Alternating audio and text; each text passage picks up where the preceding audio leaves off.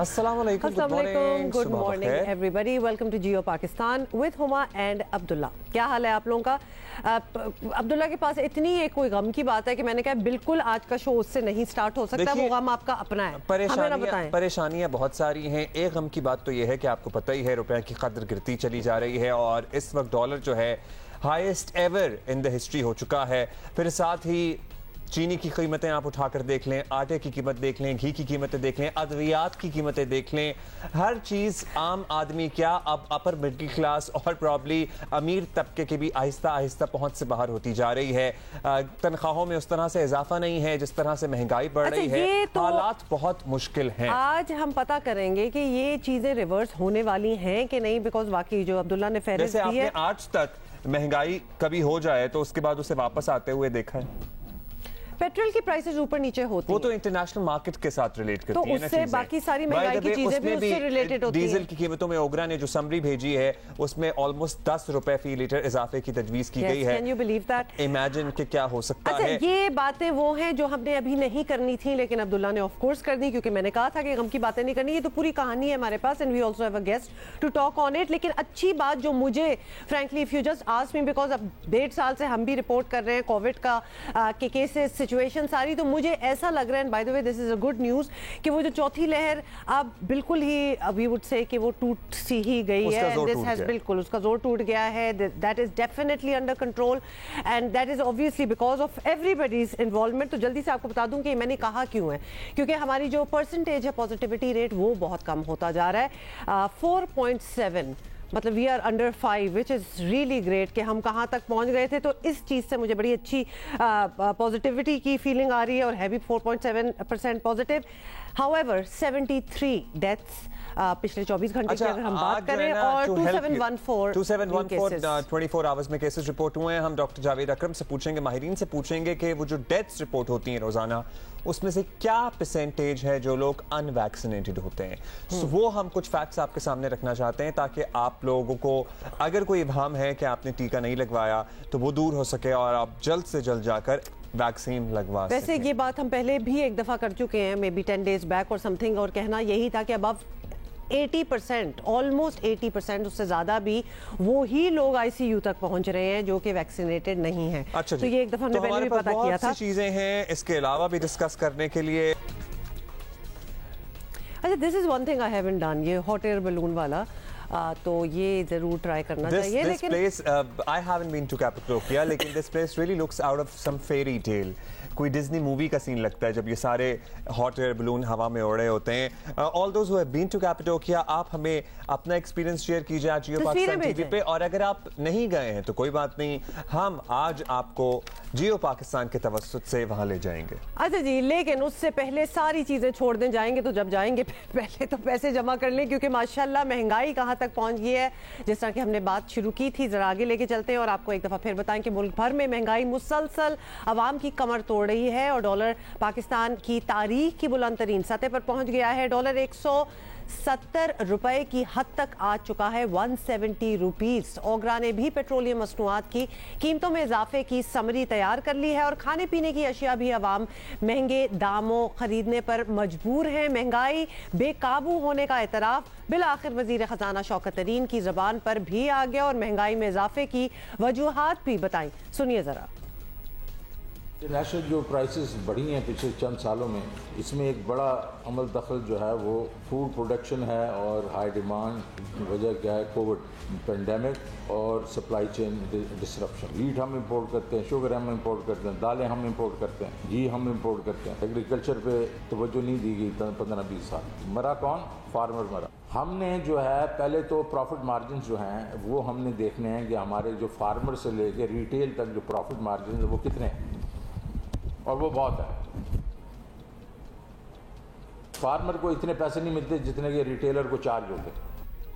We should not call ourselves any more an agricultural country में भी अगर food security के हमारे इश्यूज़ हैं और हमारी जो एग्रीकल्चरल प्रोडक्ट्स की प्राइसेस हैं वो भी इंटरनेशनल मार्केट से लिंक्ड हो गई हैं, क्योंकि हमें तो इसी बात पे पढ़ाया गया, बताया गया और इसी बात पे फ़ख्र था। लेकिन ज़ाहिर है कह रहे हैं जी गुज़श्ता सालों में तवज्जो नहीं दी गई। होपफुली कुछ चीज़ें बेहतर हों, लेकिन अभी तो बहुत बुरे हालात हैं। शदीद महंगाई के बावजूद वज़ीर ख़जाना का दावा है कि मईशत मुस्तहकम हो रही है, आवाम को घबराने की ज़रूरत नहीं है। मुल्क भर में आटे की कीमत में चंद रोज़ में कमी आएगी, ये उन्होंने दावा किया है। लेट्स सी कितनी कमी आती है।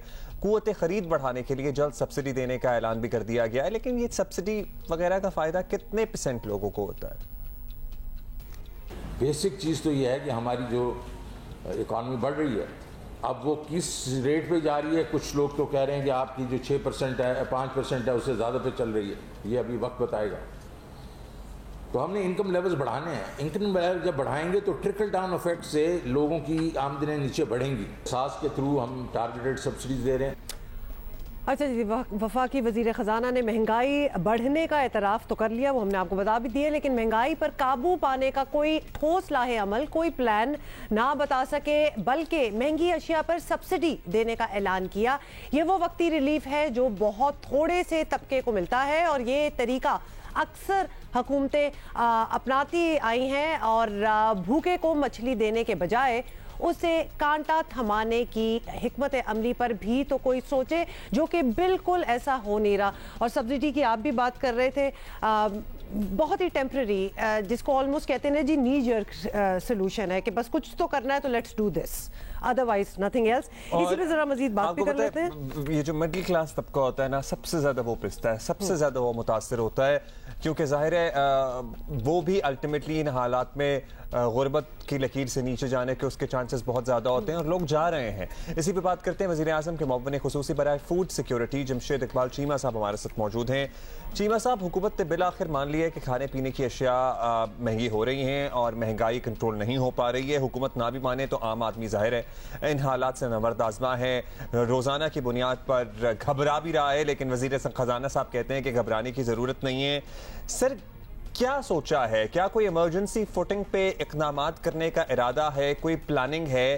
क्या वजह है कि हम इस नहज पे पहुंच गए हैं? साउथ एशिया में हम सबसे ज्यादा तेजी से हमारी यहाँ महंगाई हो रही है, हमारा इन्फ्लेशन रेट आपके सामने है। बिस्मिल्लाहिर्रहमानिर्रहीम। देखिए, इसमें पहली बात तो ये कि साउथ एशिया हो या पूरी वर्ल्ड हो, हम इस वक्त आप कह लें दुनिया में सस्ता तरीन मुल्क है, इसमें कोई शक नहीं होना चाहिए किसी को। बेसिक और फिर दूसरी बात यह है कि अगला सवाल आता है जी हमारी इनकम। जमशेद इकबाल चीमा साहब, जब आप कहते हैं ना हम सस्ता तरीन मुल्क हैं, तो आप यकीन मानिए कि आप ये अल्फाज कह के बहुत से मुतवस्सित तबके और गरीब के जख्मों पर नमक छिड़कने के मुतरादिफ होता है। You should be very cautious in your words. हम सस्ता तरीन मुल्क हैं। आप हालात देखें, आप जरा दवाइयों की कीमतें पता करने के लिए जाएं ना मेडिकल स्टोर पे, सर आप जरा आटे चीनी की कीमत देखें ना। सर, अगर आपने बोलना है मैं नहीं बोलता। नहीं, आप बोलें सर, आप बोलें सर। अब मुझे प्लीज बात मुझे करने देना। आपने सवाल किया, मैं जवाब दे लेना, दरमियान में ना टोकना प्लीज। ठीक सर, मैं कह रहा था कि हम इस सादा सी आटे की बात करते हैं, तो आटा दुनिया में तो नहीं मुझे पता, लेकिन साउथ ईस्ट एशिया की बात करें या हमारे खित्ते की बात करें, तो हमने आटा जो अनाउंस किया 55 रुपए किया, और 55 रुपए पे हुकूमत जो है वो आपका डिटरमेंट है कि हमने 55 रुपए पे देना है। 1100 रुपए का थैला होगा। और जो गरीब को आटा 44%, 44% जो लोग हैं उनको हम आटा 43 रुपीज दे रहे हैं। और हमारे बाद यहाँ 56 रुपए आटा इंडिया में है, बाकी तमाम मुल्कों में आटा 80 रुपए किलो है। फिर इसी तरह हम सिर्फ इस वक्त सिर्फ दो चीजें, चीनी को 7 या 8 रुपए हम महंगे हैं इस खित्ते से या दुनिया से, और आप कह लें कि हम महंगे हैं घी में 12 या 13 रुपए। इन दोनों चीजों की कीमत सब्सटेंशियली हम कम कर रहे हैं, स्पेशली चीनी की सब्सटेंशियली कीमत कम कर रहे हैं, बाकी भी चीजों में हम सस्ते हैं। और दूसरी बात यह कि हम 43 मुल्क, अपना 50 मुल्कों, हम जब बात करते हैं जीडीपी की, पीपीपी की बात करते हैं, परचेजिंग पावर के हिसाब से हम 50 मुल्कों से अमीर हैं। और हम जब अपना रियल जीडीपी की बात करते हैं, हम तकरीबन 43 मुल्कों से अमीर हैं, लेकिन उनसे भी हम डेफिनेटली सस्ते हैं। बाकी रहती बात, आपको बड़ा अच्छा सवाल है कि हमने इसको कम कैसे करना है। इसको कम करने के लिए सर दो चीजें बड़ी इंपॉर्टेंट है, आप जरा नोट करना कि इसमें एक तो ये कि हमने इसका एक ही तरीका है कि हम चीजें लोकल प्रोड्यूस करें। जितनी चीजें लोकल प्रोडक्शन थी वो महंगी नहीं हुई, दुनिया के मुकाबले में कम महंगी हुई, यानी इंटरनेशनल जो महंगी हुई है उसके बहुत थोड़े। मसलन जस्ट आपको मिसाल देता हूँ, यूरिया खाद दुनिया में 95% महंगी हुई, हमारे यहाँ 1 रुपया भी महंगी नहीं हुई। वजह यह कि हमारी प्रोडक्शन लोकल थी, लेकिन डीएपी दुनिया में 122% महंगी हुई, टीएसपी 129% महंगी हुई, यहाँ भी महंगी करनी पड़ी क्योंकि हम इंपोर्ट करते हैं। इसी तरह तेल हम इंपोर्ट करते हैं तो उसका मसला बना। चीनी गंदम जो है दुनिया में 40% महंगी हुई, यहाँ नहीं महंगी उस तरह हुई। चावल हमने महंगे नहीं होने दिए, सस्ते हुए, बल्कि यहाँ पे दालें, यहाँ पे जो हमारी मूंगी है वो यहाँ पैदा होती है, वो सस्ती रही है मूंगी की दाल। और माश की दाल, अपना मसूर की दाल हम इंपोर्ट करते हैं, और इस साल कनाडा में प्रोडक्शन कम हुई है, उसकी कीमत डबल हो गई। लिहाजा इसका जो सोल्यूशन है वो ये है कि लोकल प्रोडक्शन में पंजाब में हमने ज़राअत का जो बजट है दुगना किया है, केपी में दुगना किया है, और पंजाब अपना यू कैन से कि मरकज में हमने जो 2018 का बजट था उसके मुकाबले 34 गुना बजट हमने दिया है फूड सिक्योरिटी को। और जो दूसरी बात करें हम इसके पिछले साल के मुकाबले में, तो पिछले साल के मुकाबले में हमने फूड सिक्योरिटी को वज़ीर-ए-आज़म ने जो बजट दिया 4 गुना दिया, और साथ कहा कि चलिए सर, अगर आपकी इजाजत हो तो हम पूछ लें, आपने कहा आटे की कीमत 55 रुपए से नहीं बढ़ने देंगे। ये सर कीमतें तय तो की जाती हैं लेकिन उन पर अमल दरामद जरा मुश्किल हो जाता है। आपके सामने ही है कि चीनी की कीमत क्या तय की गई थी और कितने में चीनी बिकती है मार्केट में? सर इसमें चूंकि रिलीज हमने करना है तो हमने जब गंदम हमने देनी है तो उसकी कीमत जो है वो हम उस पर कर सकते हैं, आप कह लें कि हम उसको फिक्स कर सकते हैं। आप रिटेल प्राइस कंट्रोल कर सकते हैं जी, कर सकते हैं। लिहाजा हम ये जैसे कहते हैं लिबरल रिलीज हम करने जा रहे हैं गंदम की। जब गंदम लिबरल रिलीज करनी है तो लिहाजा हम जो 55 रुपए आटे की कीमत है वो हम उसे इम्प्लीमेंट कराएंगे। और दूसरा 9.5 किलो आटा लोग खाते हैं, एक बंदा खाता है 9.5 किलो के हिसाब से।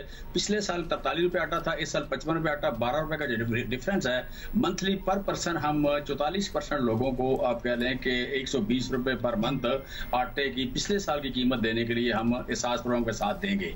फिर इसी तरह अगर बात करें तो हमने इस साल जो बात मैं कहा था प्रोडक्शन ज्यादा करके, हमारी इस साल प्रोडक्शन कमाद में कोई 100 मिलियन टन होने जा रही है। पिछले साल 81 मिलियन टन थी। हमारी जरूरत से तकरीबन को 1.25 साल या 1.5 साल की चीनी इस साल पैदा होगी। हम पिछले साल किसानों से जो गन्ना खरीदा उन्होंने 258 रुपए का खरीदा, इस साल गन्ने का रेट कम होगा और जो हम कीमत तय करेंगे मेरे ख्याल अराउंड 80% के लगभग, ये 80 रुपीज के लगभग होगी अगले साल की चीनी की कीमत। तो ये आपको दिसंबर में हम ये देंगे। बाकी अच्छा चीमो साहब, ये सारी हमने बड़ी अच्छी तरह आपकी बात सुनी, बड़ा अच्छा आपने एक्सप्लेन भी कर दिया, लेकिन ये कुछ अरसे से होता चला आ रहा है। हमें सिर्फ शिकायत ये है कि जब आपको पता था कि प्राइसेस सारी ऊपर जा रही है, क्योंकि ये रोना तो हम काफी देर से रो रहे हैं, तो ये आप जो इकदाम बता रहे हैं ये पहले क्यों नहीं लिए गए? नंबर 1 सब्सिडी की आप बात कर रहे हैं, ये बहुत ही शॉर्ट टर्म प्लान है, क्योंकि सब्सिडी आप दे तो देंगे लेकिन हुकूमत पे फिर भी उसका बोझ पड़ेगा, इवेंचुअली वो ट्रांसलेट जरूर करेगा आवाम पे। कंट्रोल प्राइसेस की जो आप बात कर रहे हैं, 75 रुपए फी किलो मिल रहा है आटा कराची में मुख्तलिफ इलाकों। There you go. तो यहाँ तो फिर वैसे ही कोई कंट्रोल नहीं हुआ। इसमें थोड़ी सी बात सुन लेना कि कराची में आटा पहले भी 1200 रुपए से ज्यादा मिल रहा था, और पंजाब में जो आटा ये बाकी यहाँ 1090 रुपए मिल रहा था। 1090 रुपए हमारा जो प्लान था कि इस रेट पे आटा रखेंगे, लिहाजा आप कह लें कि हमारी प्लानिंग के मुताबिक था। ये 1.5 हफ्ते में आटा बढ़ा है, इसे रिवर्स लेके जाना है। कराची में डेफिनेटली सिंध गवर्नमेंट जो है इसकी जिम्मेदार है, वो ने कंट्रोल करना है, क्योंकि ये सूबाई सब्जेक्ट है। हमने इससे कह लें कि जितना सपोर्ट कर सकते सब्सिडी में हम सपोर्ट कर सकते हैं, वो हम सिंध में भी सपोर्ट करेंगे डेफिनेटली। उसके लिए जो हमारे पास एहसास प्रोग्राम पैसे हैं वो हमने सारों को देने हैं। दूसरी सर ये जो बात है ना प्रोग्राम सपोर्ट की, सपोर्ट हमेशा जारी रहेगी। आप 22 करोड़ लोगों को सब्सिडी नहीं दे सकते। बेसिकली आपने सब्सिडी देनी है महरूम तबकात को ही टारगेटेड सब्सिडी जो है इसे अप्रिशिएट किया जाना चाहिए। ये हमने पिछले सालों में कभी भी 350 रुपए से ज्यादा नहीं रही, हमने 936 रुपए रखी है टारगेटेड सब्सिडी। उसका मतलब ये है कि जो महरूम तबका जिन पर ज्यादा प्रेशर आ रहा है या आप कह लें कि जो उतने ब्लेस्ड नहीं है, उनको हम ज्यादा से ज्यादा सपोर्ट करें। दूसरी बात यह है कि हम प्रोडक्शन में हमने अचीव किया है। प्रोडक्शन में हम डे बाय डे बेहतर होते जा रहे हैं और काफी ज्यादा वज़ीर-ए-आज़म का बड़ा स्पेशल फोकस है जो उनके प्रायोरिटी एरियाज हैं। प्रायोरिटी एरियाज में टॉप 1-2 में आप कह लें कि फूड सिक्योरिटी आता है और इसकी मीटिंग खुद ले रहे हैं। आप देखेंगे कि हम महंगाई का जो चैलेंज है, महंगाई का चैलेंज आया तो दुनिया में है, लेकिन यहाँ पे आप कह लें कि हम दुनिया से पहले कामयाब होंगे कंट्रोल करने में। क्योंकि पूरी दुनिया में ये डेफिनेटली होगा, महंगाई की सिचुएशन पूरी दुनिया में होगी, लेकिन हमारी कॉमन कमोडिटीज जो आम इंसान को जो रोजमर्रा की चीजें होती हैं, खाने पीने की कमोडिटीज होती हैं, उन पे महंगाई है हमारे यहाँ, जो कि बाहर नहीं होता फ्रैंकली। दूसरा, आपने महरूम तबके का बहुत जिक्र किया, आपकी बातों से बिल्कुल लग रहा है कि जो नई महरूम तबका भी वो भी बनने वाला है, क्योंकि महंगाई उस लेवल की हो चुकी है। तीसरा, आप जो सारे प्रपोजल्स दे रहे हैं कि हमने बजट बढ़ा दिया, हमने ये फैक्ट्रीज लगा दी, ये इसके फ्रूट्स जो हैं ये कब आवाम तक पहुंचेंगे? आवाम को वो जो रिलीफ है, ये बातें करने के लिए तो बहुत अच्छी है, लेकिन वो रिलीफ ट्रिकल डाउन होगा कब? देखिए, एक तो ये कि हमने आप कह लें चीज़ें महंगी कौन कौन सी हुई हैं, इसमें हमने 51 चीज़ों का हम वीकली एनालिसिस करते हैं। इसमें 51 में आप कह लें जो वेटेज है उसकी 62% फूड आइटम है, 25% इसमें आप कह लें एनर्जी है, यानी 12% बिजली है, फिर इसमें 4% गैस है, इसमें कोई 1.5% LPG है, मतलब एनर्जी रिलेटेड जो चीज़ें हैं वो 9% इसमें पेट्रोल है, 1.5% डीजल है। लिहाजा हम 62% वो और 12% बाकी चीज़ें, कपड़े शपड़े, चप्पल ये इस तरह की चीज़ें, 51 चीज़ें जो हैं जो गरीब से रिलेटेड है, इनका हम बड़ी माइन्यूटली जायजा लेते हैं। और उसके हिसाब से इसमें सबसे बड़ा जो वेटेज है फूड आइटम में, जो सबसे बड़ा वेटेज है दूध का 18% उसके वेटेज है। इसमें आपको अगले 2 हफ्ते में हम प्लान दे रहे हैं कि बिग वे में, चूंकि हम ज्यादा दूध पीने वाली नेशन है, 200 लीटर दूध पीते हैं, दुनिया 55 लीटर एवरेज पीती है, तो लिहाजा इसको ठीक करना और इसकी क्वालिटी ठीक करना सबसे बड़ा चैलेंज है। मैं जब वज़ीर-ए-आज़म साहब के साथ शुरू में जब मैंने ज्वाइन किया था तो मैंने ये पॉइंट आउट किया, ये लोगों के लिए नई बात थी कि सबसे बड़ी जो आटे से कई गुना बड़ी, आटे का 4% है इसमें वेटेज है, आटे का वेटेज 4% है, 3.5% नहीं, आपने बड़ा राइटली पॉइंट आउट किया सर, दूध की कीमतें बढ़ी हैं और अनअफोर्डेबल हो चुका है, क्योंकि हम बच्चे ही अगर दूध पीना शुरू करें तो माहाना बिल जो है वो 2 लीटर रोजाना भी अगर आप दूध इस्तेमाल करें तो 15,000 रुपए बन जाता है। 20,000 का दूध पीता है, एक आदमी 20,000 का दूध पीता है और तकरीबन 6,500 का आटा खाता है। एग्जैक्टली। तो चीमा साहब, फिर अब डेयरी वालों से पूछें, वो कहते हैं पीछे से चारा इतना महंगा है कि हम दूध सस्ता बेच नहीं सकते, फिर हम पानी मिला के बेचेंगे, फिर उससे क्वालिटी कॉम्प्रोमाइज होती है। खैर, आपने कल प्रेस कॉन्फ्रेंस में कहा था कि दिसंबर में आप कीमतें कम करेंगे, तो कितनी कम करेंगे, किन किन चीजों की कम करेंगे, क्या प्लान है? एक्चुअली मैं तो चाहूंगी कि आप अगर नाम लेके बता सके ना, आटे, घी, ये सारी चीजों की एग्जैक्टली, क्योंकि दिसंबर इतनी दूर नहीं है, तो वो प्लान क्या है कि दिसंबर में सब कुछ ठीक हो जाएगा? इसमें एक तो ये है कि जब हमने आटे की कीमत अनाउंस कर दी 55 रुपए और 43 रुपये, आप यूँ कह लें कि एवरेज इनकी अगर निकालेंगे तो कम होता है। अच्छा, तो 53 और 55 ये हमने लागू करना है, इसका मतलब यही है। जो गुज़श्ता 1.5 हफ्ते में आपने अभी बताया कि महंगा हो गया है जी, महंगे 1.5 हफ्ते महंगा हुआ है। दूसरी बात इसमें यह है कि हमने चीनी को लेके आना है 80 रुपए पे, और तीसरी चीज इसमें है आपका घी है। घी के लिए आप कह लें कि हम तो जो बेसिकली इस वक्त फोरकास्टिंग आ रही है कि इंटरनेशनली भी सस्ता होगा, और इंटरनेशनली अगर थोड़ा सस्ता होता है तो गवर्नमेंट खुद इसमें इंटरवीन करेगी। और चौथी चीज है घी, अपना दूध, जिसका मैं जिक्र कर रहा था। दूध में गवर्नमेंट बड़ी इंटरवेंशन करने जा रही है। हम 2 हफ्ते के बाद इसकी आप कह लें कि इसकी प्रेस कॉन्फ्रेंस करेंगे कि हम इसको किस तरह सस्ता करें। बिग वे में हम इस पे जा रहे हैं, बड़ी इन्वेस्टमेंट इस साल सबसे बड़ी एग्रीकल्चर में, ये फूड सिक्योरिटी में इन्वेस्टमेंट हो रही है, वो दूध पे हो रही है। चलिए, we look forward to this sir, we look forward to this. वैसे दूध के लिए प्लान क्या है आपका? 2 तरह के प्लान है जी। बेसिकली इशू जो है जिस पे कभी गौर नहीं हुआ, हमारे यहाँ जी 9 करोड़ जानवर है, भैंस और गाय को इकट्ठा करें तो 9 करोड़ जानवर है, और इनकी जो दूध देने हैं तकरीबन 1500 लीटर दूध देते हैं। दुनिया में 7,000 से लेकर 11,000 लीटर दूध देती है गाय। हमारे यहाँ ये 1100 से लेकर ऑलमोस्ट 1800 के दरमियान एवरेज 1400-1500 है। मतलब हमारी गाय से 6 से 7 गुना दूध बाकी दुनिया में गाय दे रही है। लिहाजा हम इसकी नस्ल इंप्रूव करने जा रहे हैं उसमें, और नस्ल इंप्रूव करने के अलावा इसमें जो स्पेशल बात है, इसमें नस्ल जो लॉन्ग टर्म है, शॉर्ट टर्म में गवर्नमेंट इसमें कोई आप कह लें कुछ फ्यू बिलियन रुपीस खर्च कर रही है कि हम एनिमल जो है यू कैन से कि इसमें ऐड करें जो हाई यील्डिंग है। हाई यील्डिंग है तो हम यहाँ को 10 लाख लीटर दूध पर डे हम बढ़ाएं इसको, ताकि यू कैन से कि हम इसकी कीमत जो है वो। चलिए, we look forward to that. बहुत शुक्रिया चीमा साहब। ऐसे इदारा शुमारियात के मुताबिक हमारा जो इन्फ्लेशन रेट है ना वो 13% से अबव है, 13.4 ऑलमोस्ट है। सो आपके सामने ये कि किस रफ्तार से महंगाई हमारी 13.6 if I am not wrong. Yes, चलिए, ये वादे तो खैर चीमा साहब के आपने सुन लिए हैं। दिसंबर तक का बहुत ही इंतज़ार है कि बहुत सी चीज़ों की कीमतें जो हैं वो कम होने जा रही हैं। कुछ लॉन्ग टर्म प्लान्स हैं, कुछ शॉर्ट टर्म है। We are very much here, और ख़ास तौर पे जब ये स्टेटमेंट्स आ जाती हैं तो ये रिकॉर्ड हो जाती हैं, then we will ask them कि ऐसा हुआ कि नहीं हुआ। लेकिन ये भी कहना ज़रूरी है इधर कि वी आर होपिंग कि सब ठीक हो जाए, बिकॉज बहुत मुश्किलात हो चुकी हैं, जिस तरह हमने आज शो के आगाज़ में ही आपको बता दिया। और आपको बताएं कि हुकूमत और इलेक्शन कमीशन के दरमियान कशीदगी कम नहीं हो रही। वज़ीर आज़म इमरान खान के वुज़रा इलेक्शन कमीशन को आग लगाने की बात कर रहे हैं, और चीफ इलेक्शन कमिश्नर को सियासत में आने का मशवरा भी दे रहे हैं। और इस पूरी सूरत हाल में इलेक्शन कमीशन ने वफाकी वुज़रा आज़म सवाती और फवाद चौधरी को नोटिस भेजने का फैसला कर लिया है। आपको पता है इलेक्शन कमीशन के पास हाई कोर्ट की पावर्स होती हैं, तो क्या सोच रहे थे ये? वफाकी वजीर रेलवे आज़म सवाती ने इलेक्शन कमीशन पर पैसे पकड़ने और वजीर इत्तलात फवाद चौधरी ने ऑपोजिशन का आलाकार होने तक का इल्जाम लगाया था।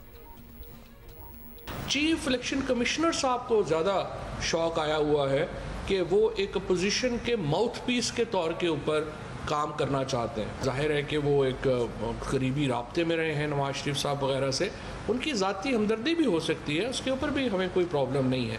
लेकिन इलेक्शन कमिश्नर हो या कोई भी इदारा हो, उसको पार्लियामेंट को मान के चलना होगा। अगर चीफ इलेक्शन कमिश्नर साहब ने इस तरह से एक सियासत करनी है तो मैं तो उनको दावत दूंगा कि वो इलेक्शन कमीशन को छोड़े और ख़ुद इलेक्शन में उम्मीदवार आ जाए।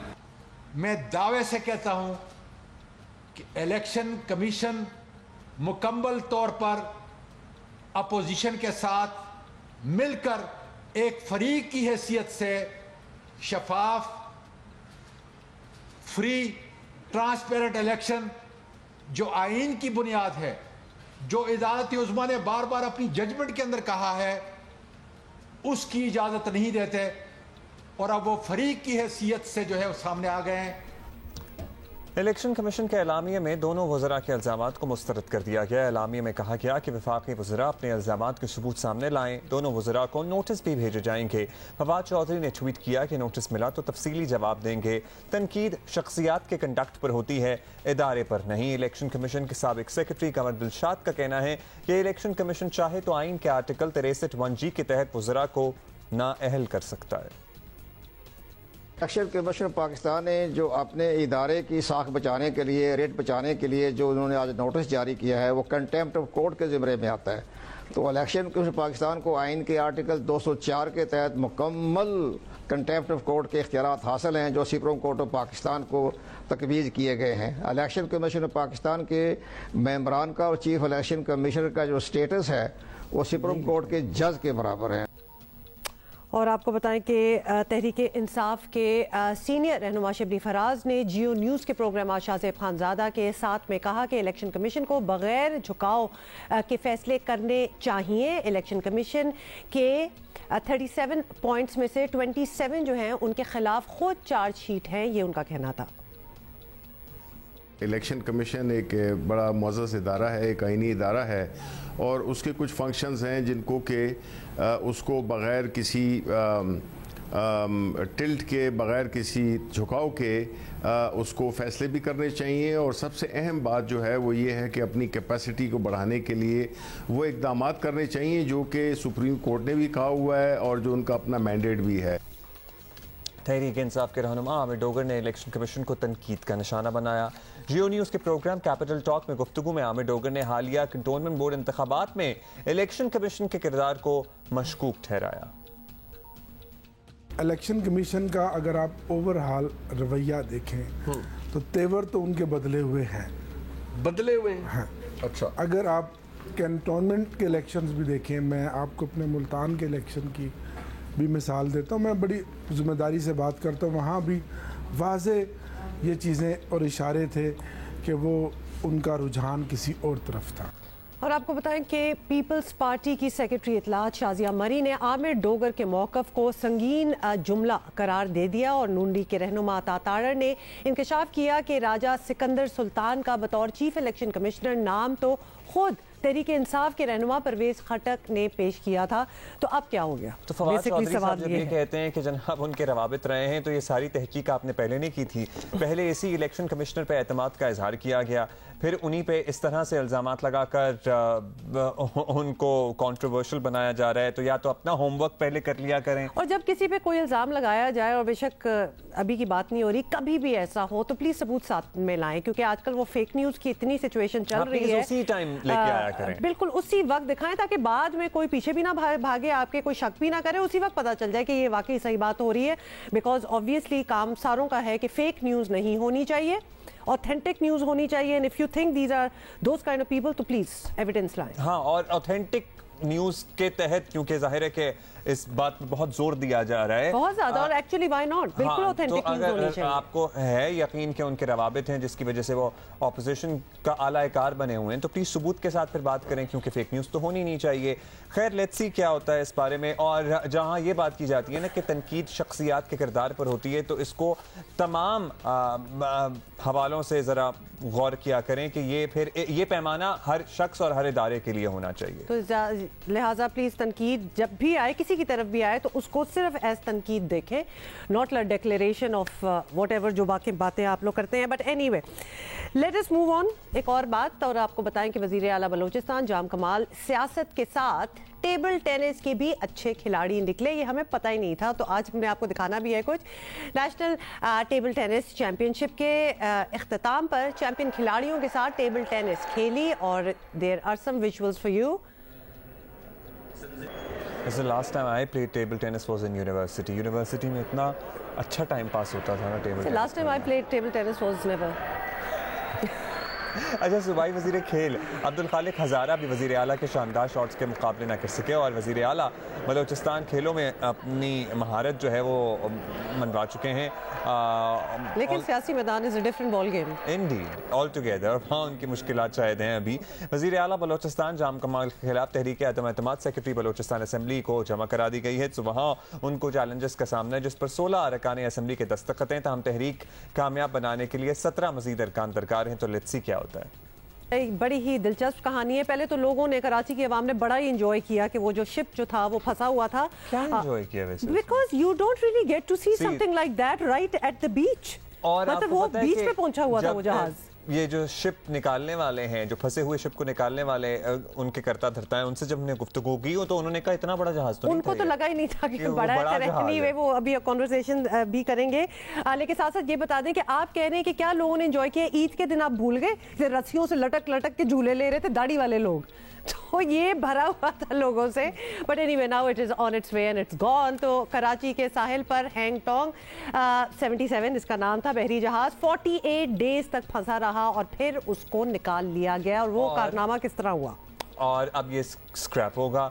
बास का मशवरा था कि इसे रेस्टोरेंट बना दिया जाए, लेकिन पाकिस्तानी कंपनियों सी मैक्स और अयान शिप ब्रेकिंग यार्ड ने बैरूनी मदद के बगैर जहाज़ को कामयाबी से बाहर निकालकर पाकिस्तानियों को हैरान कर दिया। यकीनन ये एक कारनामा है, और 3600 डेड वेट टन वजनी जहाज को रेत से आज़ाद कराने का मिशन सर्टनली आसान नहीं था, because it was stuck in the sand. और बड़ा बहुत अटेम्प्ट्स हुई हैं एक्चुअली इसको निकालने की, और वो कुछ दिन ही काम हो सकता था। और किन दिनों में काम हो सकता था, ये हम जिन कंपनियों का हमने तस्करा किया उन्हीं से पूछ लेते हैं। आरिफ शेख साहब सी मैक्स मरीन से हमारे साथ मौजूद हैं, और अल्ताफ गांची साहब अयान शिप ब्रेकिंग से हमारे साथ मौजूद हैं। अल्ताफ साहब, बात जो है वो आप ही से शुरू करते हैं। तो सबसे पहले तो ये बताएं कि हुआ क्या था और किस तरह ये जहाज जो था ये फंस गया था। पहले हम ये समझ लें, फिर बाकी बात करते हैं।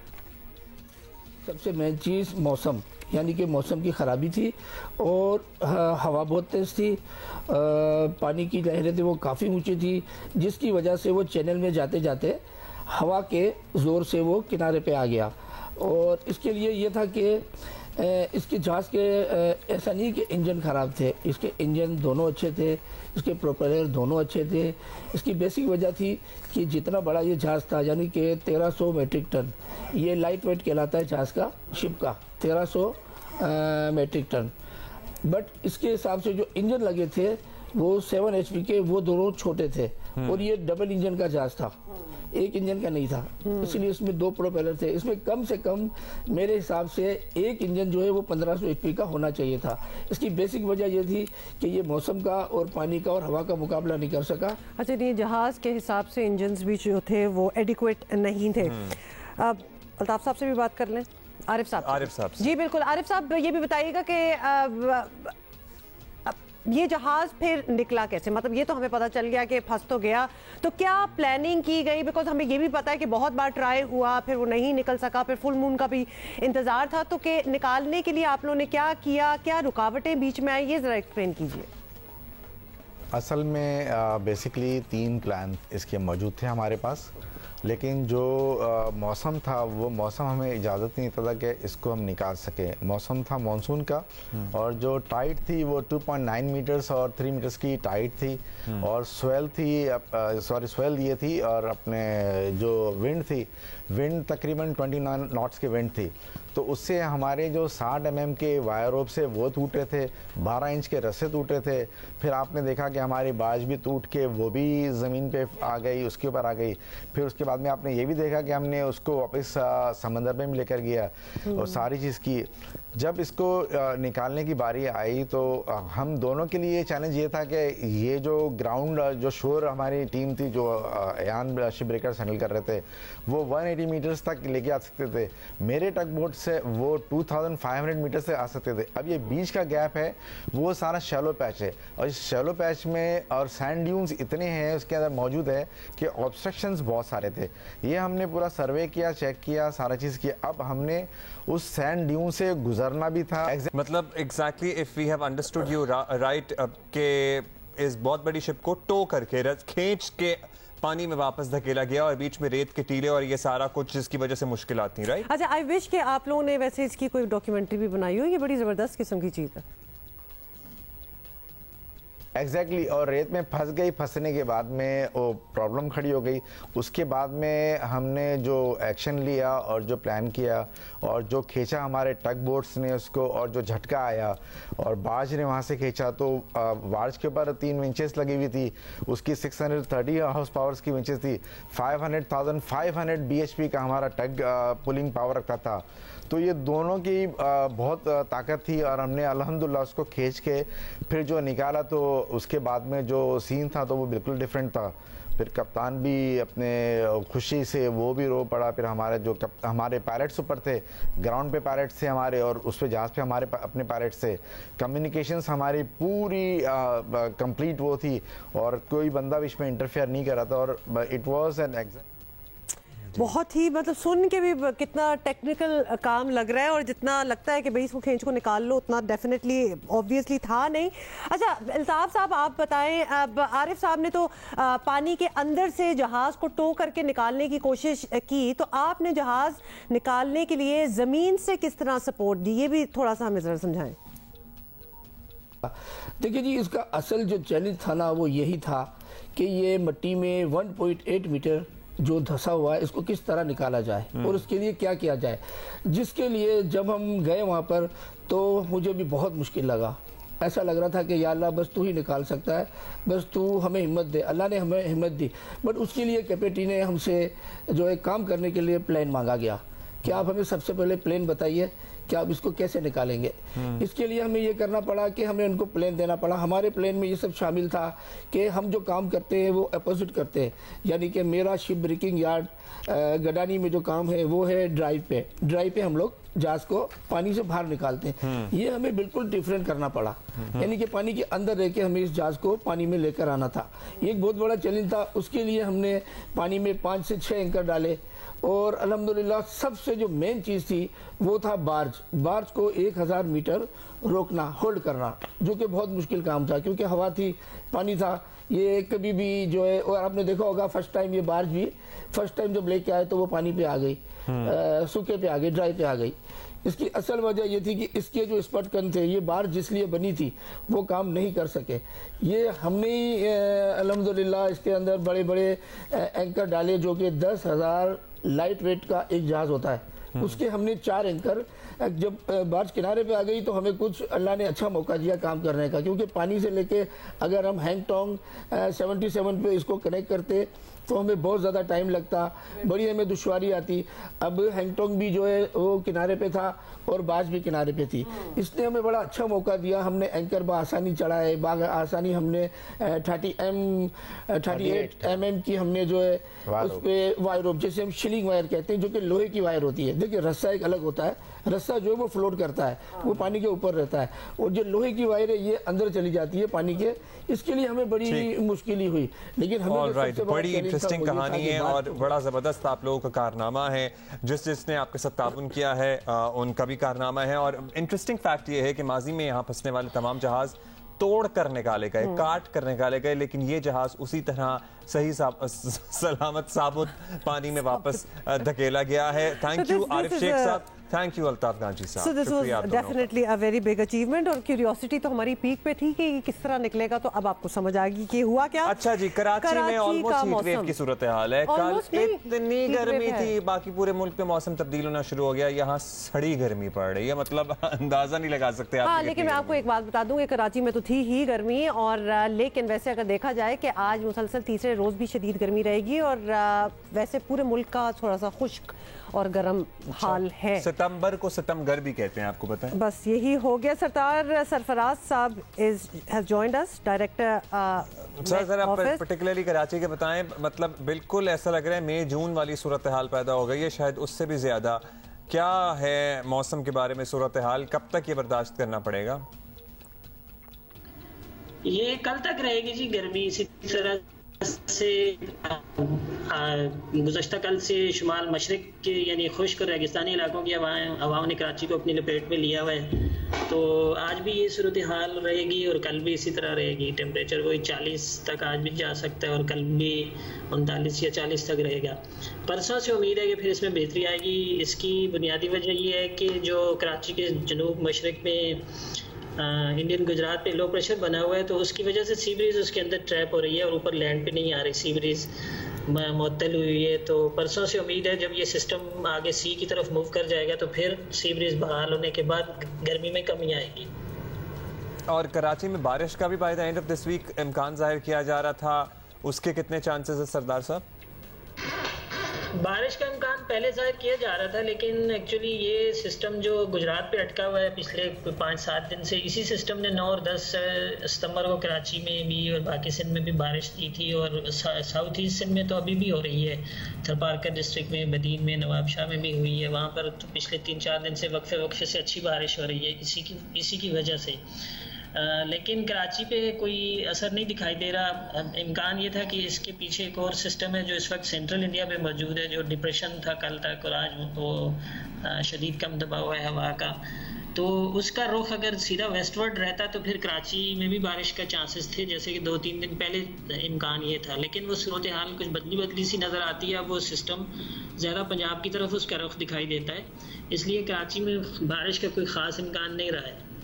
चले एटलीस्ट ये वादा जो है कि ये 2 दिनों में ज़रा हीट वेव जो है वो कम हो जाएगी। जल्दी से बता दें कि ये जो बात हो रही थी कि मॉनसून सीज़न कुछ एक्सटेंड हो गया है, ऐसी यानी कोई बात नहीं है, नॉट फॉर कराची और बाकी पाकिस्तान, बाकी मुल्क के लिए भी नहीं, ख़त्म मॉनसून? नहीं, ख़त्म तो नहीं है। देखिए, मानसून एक्सटेंड होने की बात भी कुछ मेरी समझ में नहीं आई क्यों लोग कहते हैं, क्योंकि क्लाइमेटिकली 30 सितंबर तक मानसून ही शुमार किया जाता है 30 सितंबर तक। और ये होता है कि जुलाई और अगस्त के मुकाबले में सितंबर में बारिशें कम होती हैं। ये तो एक तरह से पिछली जो क्लाइमेट है 30 साल 60 साल उसकी बुनियाद को कहते हैं।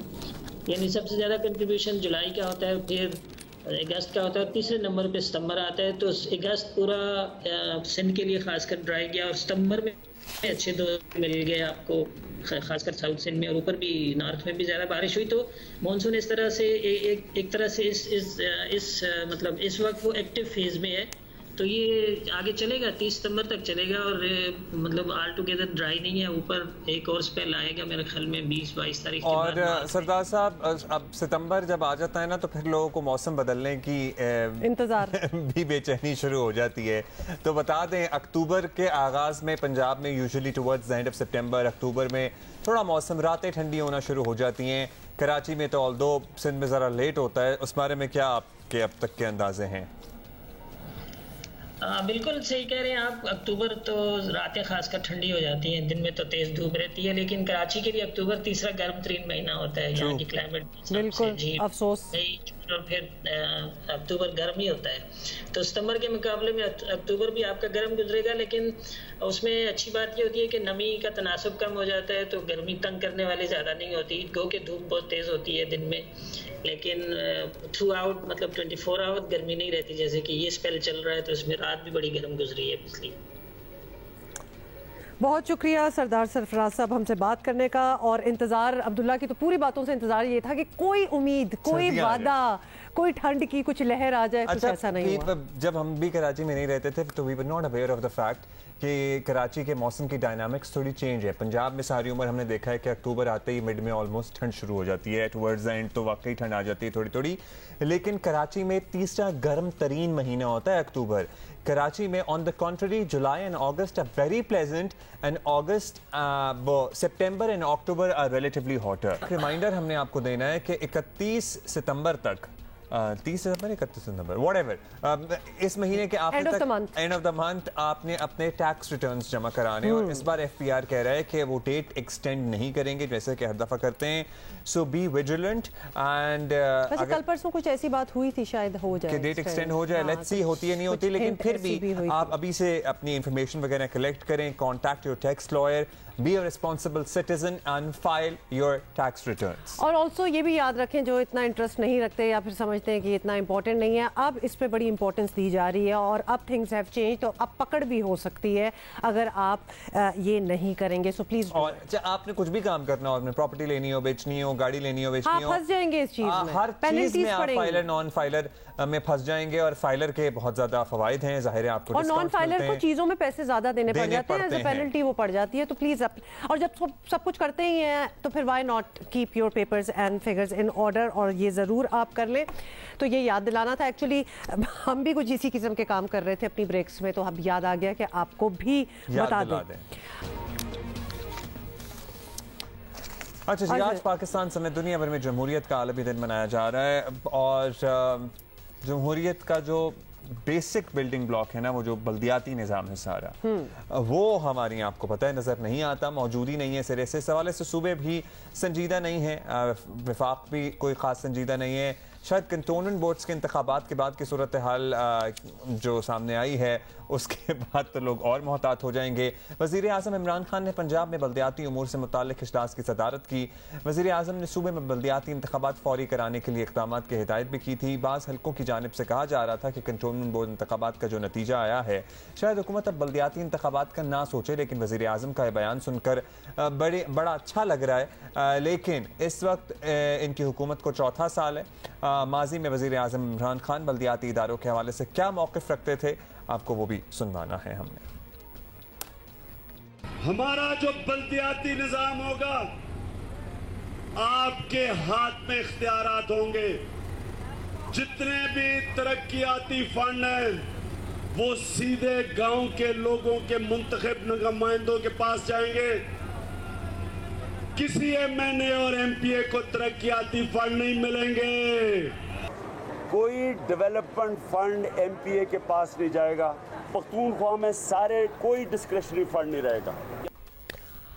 अच्छा जी, ये तो आपने सुन लिया। और आपको बताएं कि ये मसला सिर्फ पंजाब के साथ नहीं, इलेक्शन कमीशन में बलूचिस्तान में बल्दियाती इंतखाबात से मुतालिक कल समात हुई। चीफ इलेक्शन कमिश्नर का कहना था कि बल्दियाती इंतखाबात के लिए मजीद ताख़ीर नहीं की जा सकती, इंतखाबात के लिए ऑर्डर जारी करने जा रहे हैं, ये उनका कहना था, जिसके बाद समात 14 अक्टूबर तक मुलतवी कर दी। दूसरी तरफ सिंध और खैबर पख्तूनख्वा हुकूमतें भी बल्दियाती इंतखाबात कराने में संजीदा नजर नहीं आ रही। पीपल्स पार्टी ने तो बगैर इलेक्शन के ही सियासी रहनुमाओं को बल्दियाती इदारों के ऊपर बिठा दिया है। ये भी एक कमाल की बात है वैसे। और आज जमहूरियत का आलमी दिन है, लेकिन बुनियादी जमहूरियत से अवाम अब तक महरूम है।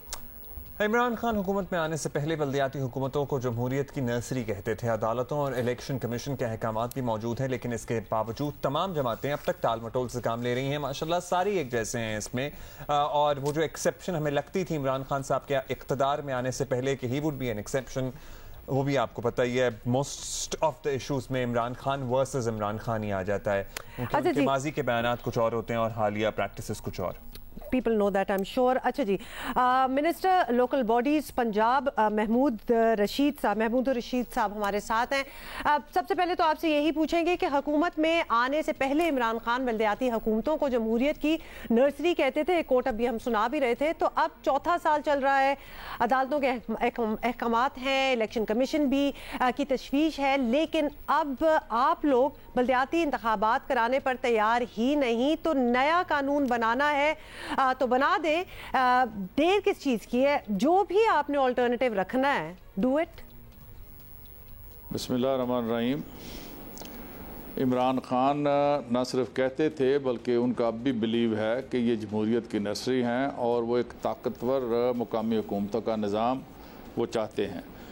इस सिलसिले में जो मौजूदा हमारे अदारे हैं, अदालत आलिया के हुक्म से 31 दिसंबर तक उनकी मियाद मुकम्मल होगी और उसके फ़ौरन बाद इंतखाबात का ऐलान इलेक्शन कमीशन की तरफ से हो जाएगा। हुकूमत उसके लिए तैयार है। हमारा लोकल गवर्नमेंट एक्ट जो 2019 है वो ऑलरेडी असम्बली से पास शुदा है। उसके अंदर कुछ तरामीम थी कि हमारे एलाइज़ को कुछ चीज़ों के ऊपर तहफ़्फ़ुज़ात थे। उसके लिए एक कमेटी बनी हुई है। कमेटी की मीटिंग से आया हूँ और उसमें वज़ीर आज़म साहब भी वीडियो लिंक के ऊपर मौजूद थे और हमारे एलाइज़ भी थे। उसमें मेरा ख़्याल है आलमोस्ट सारी चीज़ें फ़ाइनल हो चुकी और आइंदा हफ्ते डेढ़ हफ्ते के अंदर ये कानून हतमी तौर पर पंजाब असम्बली से मंजूर हो जाएगा। इसमें किसी किस्म की कोई ताख़ीर जो है वो जानबूझकर नहीं की जा रही। अच्छा महमूद साहब, वैसे पहले ही बल्दियाती इंतखाबात में काफ़ी देर हो गई, लेकिन अब तो ये तासुर भी है कि कंटोनमेंट बोर्ड इलेक्शन में मतलूबा नताइज नहीं मिले और उसके बाद तहरीक इंसाफ अब शायद बल्दियाती इंतखाबात कराने से कतराए। इंटरेस्टिंग। सो ऐसा खदशा जाहिर किया जा रहा है, बताइएगा कि क्या सोचा गया इस बारे में? बिल्कुल भी नहीं। हमें कोई, मैं ये समझता हूँ कि कैंटोनमेंट के इंतखाबात के अंदर पीटीआई जो है वो सबसे बड़ी पार्टी बनकर अब भी उभरी है। दूसरे नंबर पर आज़ाद उम्मीदवारान है और मुस्लिम लीग नून है। एक दो बड़े शहरों में वो हारने का ये मकसद नहीं है कि पीटीआई कैंटोनमेंट के इंतखाबात हार गई है। यहाँ लाहौर के अंदर या पिंडी में नो डाउट कि उसमें हमारी अपनी गलतियाँ भी हैं और लेकिन बहसीयत मजमूई पीटीआई ने ये कैंटोनमेंट के इंतखाबात में फ़तह हासिल की है और एक फेडरेशन की पार्टी के तौर पर उभरी है कि उसे मुल्क के चारों जो सूबे हैं उनकी कैंटोनमेंट्स के अंदर वाज़े बरतरी मिली है। इसलिए ये बिल्कुल खाम ख्याली है कि हम कोई इन इंतखाबात के नताइज से खौफज़दा है या ये नताइज को बड़े बुरे आए हैं कि जिससे हम भागेंगे। बिल्कुल भी नहीं, न भागने देंगे न भागेंगे और बहुत जल्द बल्दियाती इंतखाबात के इनेकाद का जब भी ऐलान होगा भरपूर तरीके से मुकाबला करेंगे और इंशाल्लाह फ़तह हासिल करेंगे। शुक्रिया, बहुत बहुत शुक्रिया। महमूद रशीद साहब हमसे बात कर रहे थे और अब वज़ीर इत्तलात सिंध सईद गनी साहब हमारे साथ हैं और गनी साहब से भी हम वैसे यही बातें करेंगे। गनी साहब, आज जमहूरियत का आलमी दिन मना रहे हैं हम। पीपल्स पार्टी बुनियादी जमहूरियत की हामी जमातों में से एक है, लेकिन बल्दियाती निज़ाम पर जिस तरह टाल मटोल की जा रही है तो लगता नहीं है कि आप लोग इतने सिंसियर फॉर डेमोक्रेसी रहे हैं। तो आपको बल्दियाती निज़ाम से मसला क्या है, ज़रा आज समझा दें। नहीं, मेरा ख्याल है कि आपने पूरा जो तासुर लिया है वो तासुर ही गलत है। पाकिस्तान पीपल्स पार्टी बल्दियाती इंतखाबात से बिल्कुल भी टाल मटोल से काम नहीं ले रही। हमारा जो मौक़िफ़ है वो बड़ा वाज़ेह है और हमने हमेशा ये कहा है कि आइन और कानून के मुताबिक सारी चीज़ें होनी चाहिए। जो मरदमशुमारी है वो आइनी तकाज़ा है और उसके अंदर जो मसाइल हुए उसको सब लोगों ने एक्सेप्ट भी कर लिए हैं। अब अगर CCI ने मरदमशुमारी को तस्लीम कर लिया तो अगर किसी सूबे को उस पर एतराज़ है तो आइनी तौर पर वो पार्लियामेंट से रुजू कर सकता है और वो काम हमने किया है। इलेक्शन कमीशन ने भी जब हमें बुलाया तो हमारा मौक़िफ़ यही था कि अगर पार्लियामेंट उस पर जल्द अपना कोई फ़ैसला कर ले और CCI का फ़ैसला फ़ाइनल हो जाए तो उसके बाद हमें कोई इशू नहीं है, हम इंतख़ाबात करा देंगे। मैं ये समझता हूँ कि अगर आप मवाजना करेंगे सूबा सिंध का दीगर सूबों के साथ तो शायद सूबा सिंध का रिकॉर्ड आपको दूसरों के मुकाबले में बेहतर मिलेगा कि पंजाब में PTI की हुकूमत ने आते ही बल्दियाती निज़ाम को ख़त्म कर दिया। खैबर पख्तूनख्वा में कई बरसों से इंतखाबात नहीं हुए, बलूचिस्तान में इंतखाबात नहीं हुए, जबकि सूबा सिंध वो वाहिद सूबा है जिसने अपने बल्दियाती नुमाइंदों की न सिर्फ ये मुद्दत पूरी करवाई बल्कि नए इंतखाबात के लिए भी तैयारी हमने शुरू कर दी है। और मैं चूँकि पीपल्स पार्टी कराची का सदर भी हूँ तो हमारी तो अपनी पार्टी मीटिंग्स में भी ये बात बड़ी ज़ोर से कही जाती है कि इंतखाबात हमें जल्द अज जल्द कराने चाहिए, इसलिए कि हम समझते हैं कि पाकिस्तान पीपल्स पार्टी इस वक्त सूबा सिंध के शहरी इलाकों में भी अपनी मकबूलियत में जो है उसकी इजाफा हो रहा है और उसका जो मिसाल है उसकी जितने हालिया इंतखाबात हुए हैं पीपल्स पार्टी ने कराची में भी वाज़े वोट लिए हैं, नशिस्तें जीती हैं। इसलिए हम समझते हैं कि जितनी जल्दी इंतखाबात होंगे पाकिस्तान पीपल्स पार्टी को उसका फ़ायदा होगा। तो हम बिल्कुल भी टाल मटोल से काम नहीं ले रहे। अच्छा, ये वजूहात तो आपने बयान कर दी, लेकिन एक वजह यह भी है कि पीपल्स पार्टी लिटरली बगैर इलेक्शन के ही सियासी रहनुमाओं को गनीज़ा बल्दियाती इदारों के ऊपर बिठा चुकी है। तो क्या करना है फिर इलेक्शन करा के? एक तासुर ये भी आता है ना इससे। नहीं, ये तो देखें, मैं फिर कह रहा हूँ ये तासुर भी आपका गलत है। सिर्फ कराची में कराची मेट्रोपॉलिटन कॉरपोरेशन के एक एडमिनिस्ट्रेटर को लगा देने से ये तासुर अगर आप दे रहे हैं कि हर जगह सियासी लोग लगा दिए तो ये बिल्कुल गलत है। इस वक्त भी जितने एडमिनिस्ट्रेटर्स हैं वो सरकारी ऑफिसर्स हैं और ये भी कानून इजाज़त देता है सूबा सिंध की हुकूमत को कि हम जिसको चाहें एडमिनिस्ट्रेटर लगा सकते हैं, लेकिन उसके बावजूद भी हमने सिर्फ और सिर्फ KBC के एडमिनिस्ट्रेटर वो भी अभी कुछ दिन पहले लगाएं और कुछ महीनों तक ज़ाहिर है कि वो रहेंगे क्योंकि इंतखाबात तो बहरहाल हमने करवाने हैं, वो होने हैं। अब उसके अंदर जो रुकावटें हैं वो अगर दूर हो जाएंगी तो फौरी तौर पर करवा देंगे। अच्छा गनी साहब, फाइनली ये भी बता दें कि बलदियाती इलेक्शन कराना यही एक काम नहीं, फिर मुंतखब होने वालों को सियासी तफरीक के बगैर पूरे इख्तियार देना भी एक इम्तहान होगा। तो सिंध हुकूमत ने इसका कोई प्लान बनाया है, बजट में जगह रखी है इस चीज़ के लिए? देखिए, एक तो जो आप कह रहे हैं सियासी तफरीक के बगैर, तो इसमें थोड़ा सा मैं आपको बता दूं कि सूबा सिंध में कराची और हैदराबाद को छोड़ के पाकिस्तान पीपल्स पार्टी के मुंतखब नुमाइंदे थे, तो कानून सबके लिए एक था, कोई NQM के लोगों के लिए अलग और पीपल्स पार्टी के लोगों के लिए अलग नहीं था। लेकिन इस बात पर हम पहले भी बार बार कह चुके हैं और हम इस पर काम कर रहे हैं कि जो अगले बल्दियाती इंतखाबात होंगे उसमें जो हमारा लोकल गवर्नमेंट का कानून है वो पहले से बेहतर होगा और उस पर काम कर रहे हैं, कोशिश कर रहे हैं। लेकिन बेहतर होने का ये मतलब नहीं है कि जो ख्वाहिश अगर किसी एक ख़ास जमात की होगी इस तरह का होना चाहिए तो उस तरह का तो नहीं होगा। ये इख्तियार तो असम्बली का है। असम्बली जिस तरह का कानून बनाएगी उस पर तमाम लोगों के इलेक्शन लड़ने होंगे और उसी पर उनको काम करना होगा। तो जो हमारा इस वक्त मौजूदा बल्दियाती निज़ाम है उसमें हम बेहतरी लाने की कोशिश कर रहे हैं, उसके अंदर बेहतरी लाएंगे, लेकिन किसी एक सियासी मुखालिफ की, हमारी अपोजिशन की जमातों की ख्वाहिशात के मुताबिक हम कानून नहीं बनाएंगे। जो असम्बली की अक्सरियत फैसला करेगी वो कानून होगा। चल, थैंक यू आपका। सईद गनी साहब हमारे साथ मौजूद थे। कोरोना की जरा लेटेस्ट सिचुएशन के बारे में बात कर लेते हैं। आपको पता है कि चौथी लहर जो है वो इस वक्त we are going through the fourth wave of corona, वो जारी है। NCOC के मुताबिक गुज़िश्ता 24 घंटों में कोरोना से कोई 73 जो है इंडिविजुअल्स, 73 को क्या कहेंगे आप? 73 अफराद जो है वो इंतकाल कर गए हैं और कोरोना मुस्बत केसेस की शरह 4.7 4.7% रही है और मुल्क में कोरोना के मजीद 2714 केसेस जो है वो रिपोर्ट हुए। ये सारी हमने डिटेल आपको सुबह भी दी थी। खुशायद बात ये है कि वबा के असरात से वैक्सीनेशन लगवाने वाले फिर भी महफूज हैं। आदाद शुमार बता रहे हैं वैक्सीन ना लगवाने वालों में कोरोना से मौत के इम्कानात 11% ज़्यादा है। ये हम सुबह बात कर रहे थे कि ज़्यादातर वही एक्चुअली लोग हैं इस वक्त जो इन्फेक्ट हो रहे हैं। ना करवाने वालों के गिर्द घेरा भी मजीद तंग होने वाला है। 30 सितंबर के बाद मुकम्मल वैक्सीनेशन ना कराने वालों के फ़ज़ाई सफ़र पर पाबंदी होगी। Hotel, guest houses, shopping centres तक में दाखिला बंद कर दिया जाएगा। 15 से 17 साल की उम्र के अफराद की वैक्सीनेशन भी शुरू हो चुकी है। सरबरा NCOC असद उमर साहब वाज़े कर चुके हैं कि दोबारा कारोबारी बंदिशों की तरफ नहीं जा रहे। कल से तालीमी इदारे भी खुल रहे हैं।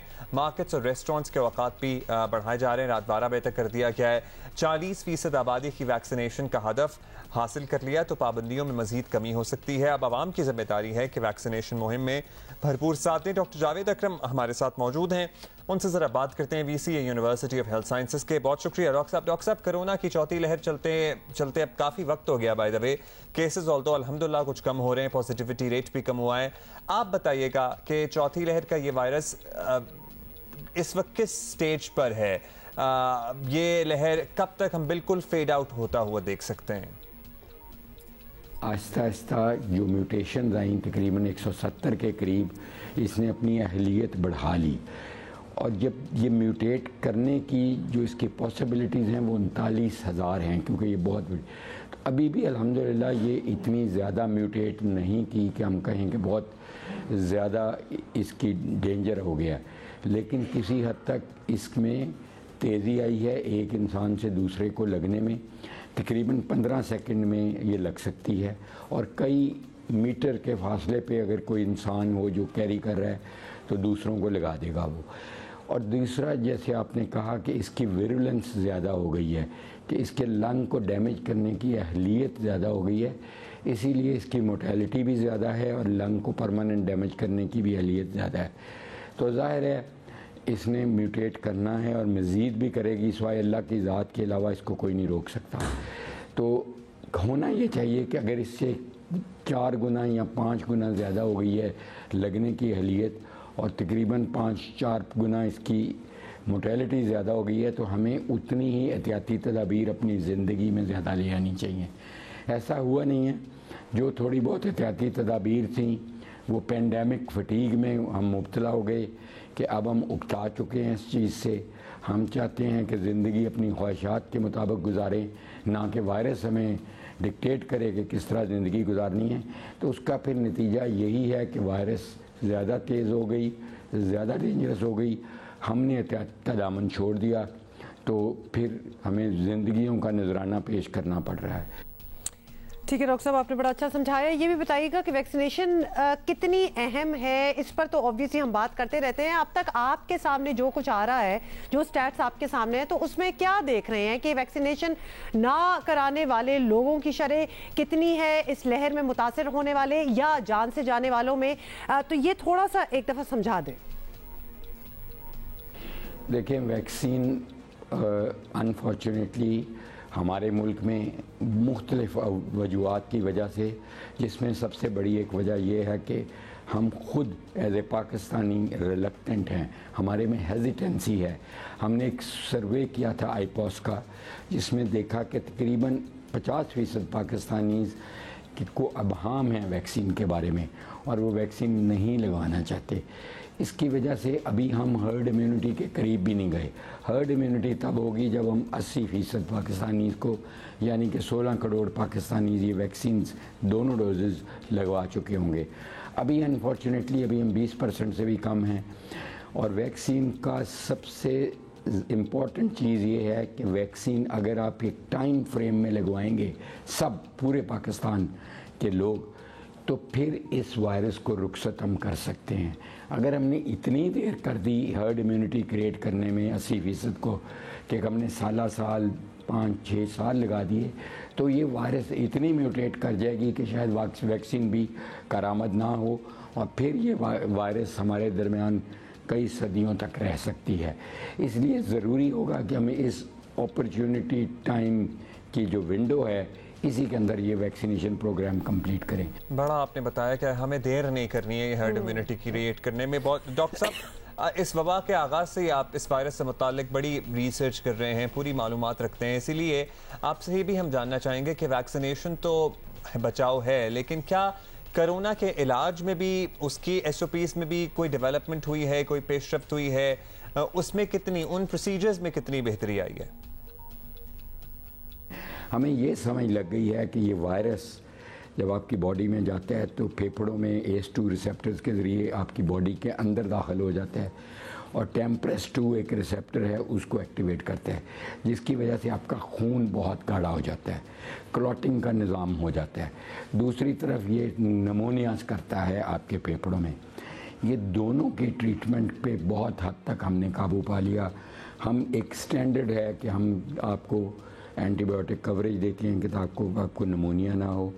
हम आपको खून आपका पतला करते हैं ताकि आपका खून की क्लॉटिंग ना हो। हम आपको शुरू पे हेपरिन देते हैं, फिर ओरल एंटीकोएगुलेंट्स 3 माह तक देते हैं, क्योंकि किसी वक्त भी आपका खून गाढ़ा होने की वजह से आपको हार्ट अटैक हो सकता है, फालज हो सकता है, इसकी मज़ीद पेचीदगियाँ हो सकती हैं। हमने 450 के करीब सफ़े लिखे, इस तहकीक पे गाइडलाइंस बनाई अभी तक, लेकिन हकीकत यह है कि दुनिया में कोई एविडेंस बेस्ड गाइडलाइंस नहीं है। तमाम की तमाम ट्रीटमेंट जो हम कर रहे हैं ये तजर्बाती ट्रीटमेंट है, इसलिए क्योंकि अभी इसमें हमने एविडेंस इतना नहीं इकट्ठा कर सके इन 1.5-2 सालों में कि हम गाइडलाइंस बना सकें। तो इसलिए हमें इन्फॉर्म्ड कंसेंट मरीज़ को, उसके रिश्तेदार को बताना पड़ता है, फ़ायदा क्या हो सकता है, नुकसान क्या हो सकता है, और कंसेंट ले के हम ट्रीटमेंट करते हैं। और अल्हम्दुलिल्लाह हमारे हाथों में हमने देखा है कि सीरियस डिज़ीज़ के मरीज़ भी 70 से 80% अल्हम्दुलिल्लाह वेंटिलेटर पे हों या ना हों वो सेहतयाब होते हैं, जल्द तशखीस की जाए। और जो माइल्ड टू मॉडरेट डिज़ीज़ है वो तो अल्हम्दुलिल्लाह ऑलमोस्ट 90 से 95% सेहतयाब हो जाते हैं। बहुत बहुत शुक्रिया। डॉक्टर जावेद अकरम हमसे बात कर रहे थे और सारी बात की एक ही बात है, प्लीज़ अपने आप को वैक्सीनेट करवाएं और जल्दी कराएं। इस प्रोसेस में हमें देर नहीं करनी है, बिकॉज हर्ड इम्यूनिटी हमें बचा सकती है, इस वबा से जल्दी हमारा छुटकारा करा सकती है। Also let it be said again, we are doing so good. इतना अच्छा चल रहे हैं, इतनी अच्छी तरह कंट्रोल किया हुआ है कि जो लोग नहीं इसका हिस्सा, प्लीज वैक्सीनेट करवाएं अपने आप को और इसका हिस्सा बने। सियासत की बात करेंगे। पीपल्स पार्टी बिलावल भुट्टो स्पेशली बहुत मुतहर्रिक होने की कोशिश कर रहे हैं, काफ़ी एक्टिविटी भी कर रहे हैं। कंटोनमेंट बोर्ड में तो खास कोई अचीवमेंट हो नहीं, लेकिन लेट्स सी क्या हो रहा है, आगे क्या हो सकता है। पीपल्स पार्टी पंजाब में बड़ी सरगर्म है। चमन हाल ही में जनूबी पंजाब का दौरा करके आए हैं और मुख्तलिफ शहरों में जलसे जुलूसों से खिताब भी किया है। काफली के सीनियर रहनुमा मोना सलाही खुद बिलावल से मिलने पहुंचे।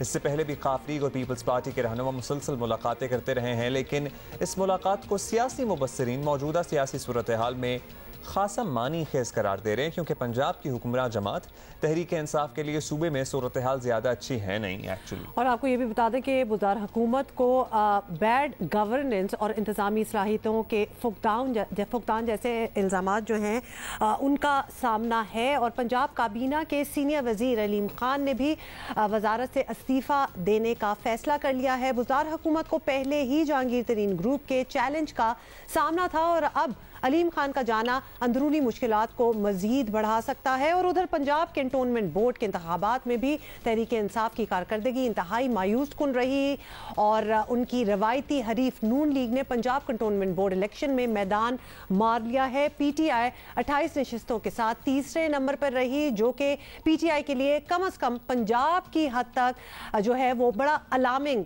माना जाता है। और पंजाब का सियासी मंजरनामा बड़ा दिलचस्प हो गया है। इसी तरह एक तरफ गवर्नेंस के मसाइल से दो चार बुज़दार हुकूमत है, तो दूसरी तरफ पंजाब में दोबारा कदम जमाने की ख्वाहिशमंद पीपल्स पार्टी, और लेकिन नून लीग के होते हुए पीपल्स पार्टी की पंजाब में फौरी तौर पर दाल गलती नजर नहीं आ रही। और इसी पे हम जरा बात भी करेंगे और तजिया भी लेंगे। इस वक्त हमें ज्वाइन किया है जी, हमारे साथ हैं सीनियर रहनुमा पीपल्स पार्टी कमर जबान कायरा साहब। कायरा साहब, सबसे पहले मुल्क की सियासत में तो एक सकूत ऑब्वियसली एक है, लेकिन पंजाब की सियासत में अगर देखा जाए तो ऐसा हमें लग नहीं रहा। बिलावल भुट्टो काफी एक्टिव नजर आ रहे हैं, क्या ख्याल है, वो क्या करना चाह रहे हैं? मुस्लिम लीग काफ के लीडरों से लगातार मुलाकातें भी हो रही हैं, तो प्लान क्या है? और वैसे मुल्क की सियासत में भी ऐसा कुछ सुकूत नहीं है। बिल्कुल नहीं, लेकिन टारगेट क्या है ये जरा हम आप ही से पूछ लेते हैं। बड़ा सिंपल है। बिलावल साहब 2022 में इलेक्शन फोर्सी कर रहे हैं और उसके लिए उन्होंने बाकायदा अपनी पार्टी को भी कहा है कि गेयर अप हो जाए। वो बलूचिस्तान का विजिट करके आए हैं, उन्होंने सिंध का विजिट किया है और उन्होंने जनूबी पंजाब का विजिट किया है और अब वो दीगर अपना विजिट शुरू करेंगे। तो वो अपने एलाइज से भी मिलेंगे, अपने लाइक माइंडेड लोगों से भी मिलेंगे। यकीनन उनका टारगेट बड़ा वाज़ेह है। अच्छा कायरा साहब, बिलावल की इतनी तगदो और मुसलसल कोशिशों और जुलूसों के बाद भी कंटोनमेंट के इंतखाबात में पंजाब की हद तक तो पीपल्स पार्टी के साथ ऑलमोस्ट कुछ नहीं आया इनके हाथ। इस पे जरा गौर किया है पार्टी ने, क्या वजह है या अभी वक्त लगेगा? यकीनन जी, ये एक हमारे लिए एक प्रॉब्लम ट्रबल सम एरिया है। कंटोनमेंट्स नॉर्मली जो एरियाज हैं ये उस माइंडसेट के साथ ज्यादा रिलेटेड है जो हमारे साथ एफिलिएटेड नहीं है और उनका टिल्ट नॉर्मली प्रो एस्टेब्लिशमेंट की तरफ होता है उन एरियाज के अंदर रहने वाले लोगों का। लेकिन पंजाब में हमारे लिए ये लम्हा फिक्रिया है कि हमारी वो परफॉर्मेंस नहीं रही जैसी होनी चाहिए। कायरा साहब शुक्रिया आपका। अभी हम आपसे इजाजत लेंगे। We can see you tomorrow इंशाल्लाह। Bye, have a great day.